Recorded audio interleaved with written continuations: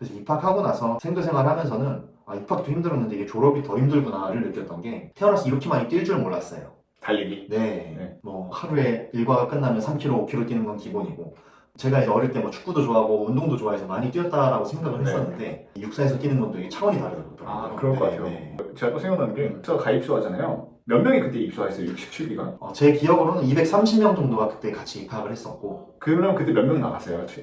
초반에? 기운 기간에 210 몇 명 정도가 남았었어요. 한 10 몇 명 나갔네요. 네네네. 그러니까 나가면 또 누가 들어오고, 그러니까 1주 그래요? 초반에 1주차 정도까지는 누가 나가면 바로 예비번호가 들어오기 때문에 네. 2주차부터는 안 들어오고 그래서 한 20명 정도 나갔었다. 한 10% 나갔다라고 보면 될 것 같아요. 그러면 궁금한 게 네. 자, 220명 정도 있었던 시작했던 67기가 마지막으로 임관했을 때 몇 명으로 임관했어요? 210명 선 정도로 기억합니다. 중간에 뭐 1학년 때 나간 친구도 있고 뭐 2, 3, 4학년 때 나갔던 친구도 있고 4학년 때 나간 사람도 있어요? 뭐 안 좋게 나가는 케이스가 있긴 했었습니다. 그러니까 3, 4학년 때 나가는 건 조금 거의 자발적으로 힘들어서 나간다기보다는 조금 뭔가 문제가 네, 그렇습니다. 한 2학년 정도까지는 자발적으로 나가는 케이스가 있고 네. 물론 그 1, 2학년 중에도 뭐 규정을 위반하거나 뭐 이래서 징계를 받거나 해서 나가는 경우도 있긴 하지만 그쵸. 3, 4학년쯤 되면 나갈 생각보다는 이제 임관할 생각을 더 하는 것 같아요. 그렇구나. 육사 생도생활 어떤가요? 할만했나요? 제가 제일 많이 들었던 게 육사가 훈련 받으러 힘들지 이런 얘기인데 네. 훈련이 아니라 공부 때문에 엄청나게 힘들었었어요. 그래서 1학기, 2학기 공부가 있고 또 모든 과목마다 시험도 되게 많아서 보통 여름 훈련 기간을 제외하고는 시험에 치여서 산다. 시험에 치여서 네, 산다. 이게 맞는 표현인 것 같습니다. 그런데 궁금한 게 대학교 가면은 대학교는 장학금이라는 걸 주잖아요. 공부 잘하면. 네. 육사는 제가 알기로 전장인데 뭐 따로 뭐 성적 우수자에 대한 그런 보상 그런 게 있나요? 성적 우수자에게는 뭐 금전적인 보상 이런 건 없고 약간 명예로운 그런 게 있습니다. 어떤 그래서 1년간 성적이 우수했던 생도들에게는 별 마크를 줍니다. 그래서 별 마크를 이렇게 정복 왼쪽에 달고 다닐 수 있어요. 그 생도들을 별 생도라고 부릅니다. 그러면 우리가 이제 네. 운동복을 입는 사람 중에 별이 여기 별이 있으면 저 공부 좀 아주 제가 공정하고 운동도 잘하고 그런. 운동은 또 다릅니다. 그래요? 네. 뭐 체력이 좋으면은 체력 검정에서 골드를 따면은 따로 약장을 줘요. 그건 또 여기에 달게 되고. 제가 예전에 군번 관련해서 영상을 업로드한 적이 있어요. 네, 맞습니다. 저희 군번 때까지만 해도 육사 같은 경우에는 졸업 성적으로 해서 군번을 이렇게 매기잖아요. 네네네.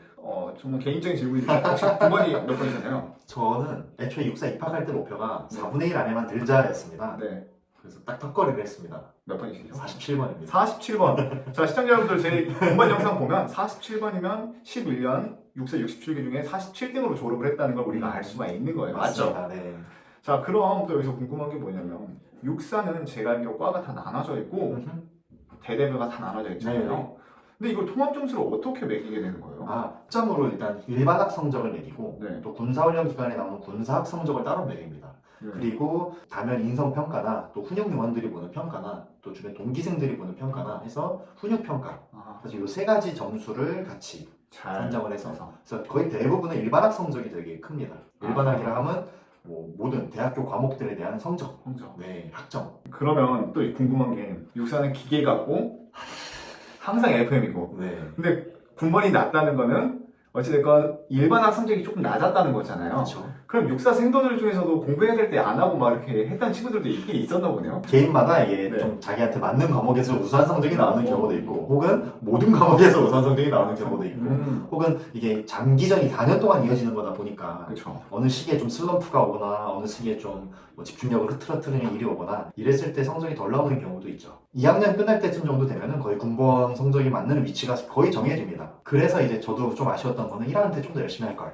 뭐 이런 아쉬움이 학년 때 있긴 했었어요. 네. 그래서 1학년 때 성적이 의외로 되게 크게 갈리더라고요. 네. 이런 말들이 있었어요. 어찌됐건 여기 정식 대학교가 아니다. 얘는 학위가 없다. 얘네는 임관을 해봤자 어차피 고졸이다. 나는 이상한 루머가 있는데 그게 무슨 말인가요? 이건 루머인 것 같고 네. 대학 고등교육법에 의해서 육군사관학교 학위도 일반학 학위로 인정이 됩니다. 되는 거죠? 군학사, 또 공학사, 이학사, 군사학사 이렇게 학위가 정식적으로 받쳐지고 그게 없었으면 제가 대학원을 갈 수가 전혀 없는 거죠. 네. 그렇죠. 그러면 여기 문학사, 공학사로 나눠진다는 거는 대학교처럼 문과나 이과로 구분이 된다는 건데 네네. 육사도 그런 게 구분이 되나요? 네, 육사도 애초에 선발을 문과, 이과 나눠서 선발하기 때문에 나눠져 있고 근데 여기서 특이한 것은 제가 문과로 입학을 했었는데 미적분학, 물리학, 화학, 공학, 토목공학, 기계공학 전혀 문과였으면 보지도 않았을 학문들을 아주 더 비중 있게 배웠습니다. 고등학교 때 이 문과를 선택했던 이유가 미적분을 안 해서 갔었거든요. 근데 네. 1학년 때 가자마자 1학기 때 미적분을 하는 거예요. 너무 어렵겠다. 여기에서 이제 문과 출신들은 많은 회의감을 느끼기도 하고, 여기에서 또 고등학교 때 이과에서 문과로 왔던 친구들은 네. 성적이 또 엄청 잘 나오기도 해요. 아, 네. 과를 전향할 수도 있나요? 학사 안에서도 한 번 정도 이렇게 과를 바꿀 수 있는 기회는 줍니다. 네. 근데 많지는 않고, 네. 그런 게 되게. 네, 한 번 정도 기회는 줍니다. 아, 그러면 그때 그게 너무 힘들어서 네네. 나갈 생각도 해보신 적 있나요? 나가야지 이거는 좀 아까울 것 같아서 참긴 했는데, 실제로 과목 점수가 안 나오면 학기 끝에 이제 재수강기를 주거든요. 거기에서도 안 나오면 퇴교해요. 아, 그래요? 네. 학과 점수가 안 나오면 퇴교를 당합니다. 혹시 퇴교당한 사람도 있었나요? 있습니다. 최대한 퇴교 안 시키려고 하긴 하는데, 그럼에도 불구하고 F가 3개 뜬다 한 학기에 네. 그럼 얄짤없이 퇴교입니다. 네. 아마 육사에서도 투자를 했기 때문에 최대한 기회는 그쵸. 주겠지만 퇴교를 시킬 정도라면 본인이 노력을 안 했다고 볼 수 없겠는 거죠? 맞습니다. 그렇게 보는 게 맞겠습니다. 그렇죠, 그렇죠. 저 그러면 지금까지 육사 생도 생활에 대해서 한번 들어보니까 네. 하나 생각나는 건 이거예요. 아, 얘네도 똑같은 대학생이고 그냥 조금 더 군사 교육을 받고 더 통제된 생활을 통제된 생활을 하는 네. 사람들이구나. 그럼 이제 궁금한 게 네. 수업이 끝나고 뭐예요, 육사는?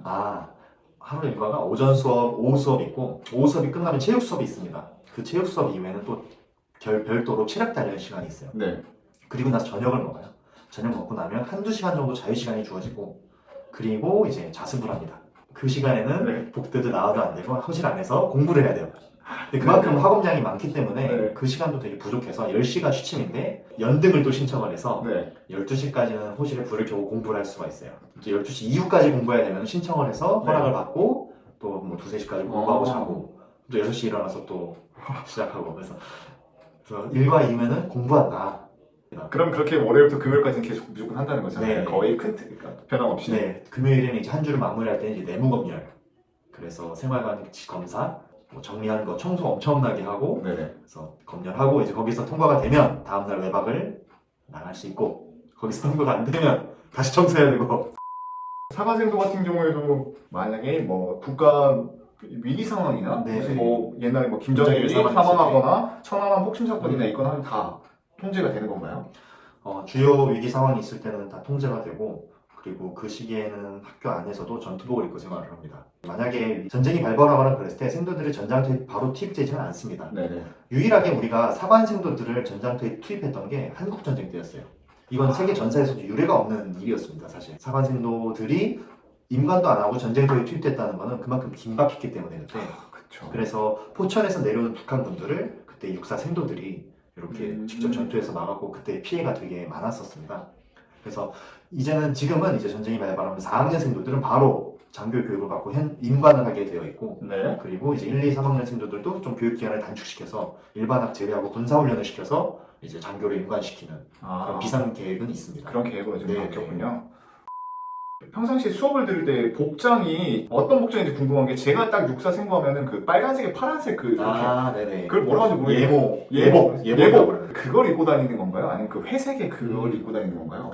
둘 다 아닙니다. 안에서 생활할 때는 전투복을 입거나 근무복이라는 옷을 입습니다. 그래서 빨리 말씀하셨던 예복은 공식 행사가 있거나 퍼레이드를 할 때 입게 되고 네. 또 생도 명예 시험 제도가 있는데 그래서 중간고사, 기말고사의 시작과 끝을 그 옷을 입고 이제 시험을 봅니다. 멋있다. 네. 그리고 회색 옷 보통 알고 있는 육사의 전복은 외출하거나 행사가 있을 때 입고 네. 그 외에는 거의 입는 경우가 그래요? 없습니다. 아니 왜냐면 육사 홍보 영상을 보면 그걸 입으면서 막 도서관에서 이렇게 책을 넘기고 맞습니다. 막 웃으면서 이렇게 있는 거 보면서 쟤네 저걸 입구나 했는데 그게 아니었군요. 네네. 그 옷은 이제 특별한 행사 또 외출 그래서 외박 이런 거 있을 때 입습니다. 그러면 세진 씨께서는 뭐 입을 때 제일 기분이 좋으셨나요? 가장 편한 거는 근무복이 제일 편해요. 네. 입고 뭐라도 할 수 있어서 정복과 예복을 입으면 이게 행동에 좀 수칙들이 있고 지켜야 될 게 있어서 네. 근데 이제 가장 자부심을 느꼈던 거는 행사할 때 이제 퍼레이드 할 때 예복을 입었을 때 이거는 뭐 1학년 때부터 4학년 때까지 예복을 입은 생도들이 단체로 퍼레이드하는 모습이 항상 되게 멋있어서 그걸 되게 좋아했었고 또 정복은 이제 밖에 나와서 이제 입으면 워낙 특이한 옷이다 보니까 사람들이 좀 쳐다보는 경우들이 있어요. 네. 그런 거 보면서 내가 되게 특별한 곳을 다니고 있구나 이런 걸 느낄 때도 좋긴 했었습니다. 그렇죠.